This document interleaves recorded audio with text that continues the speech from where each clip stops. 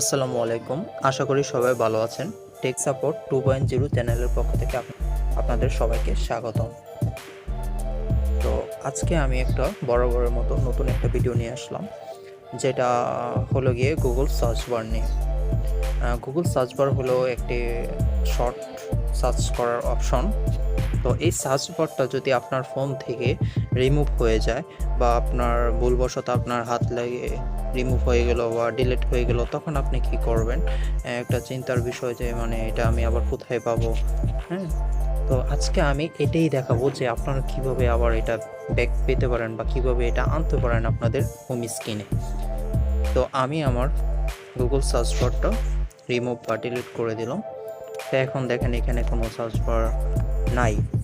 তো এখন আমাকে এই সার্চ বারটা গুগল সার্চ বারটা আনার জন্য ফার্স্টে আপনার আঙুল দিয়ে আপনার ফোনের হোম স্ক্রিনে খালি জায়গাতে 1 থেকে 2 সেকেন্ড টাচ করে রাখতে হবে বা হোল্ড প্রেস করে রাখতে হবে।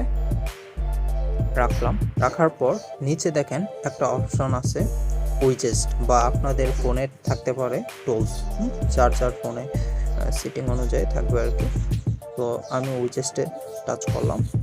টাচ করার পরে একটু স্ক্রল ডাউন করব। স্ক্রল ডাউন করার পর এখানে অনেক কিছু আছে, ক্লক। আপনারা চাইলে এগুলো আপনাদের হোম স্ক্রিনে অ্যাড করতে পারেন।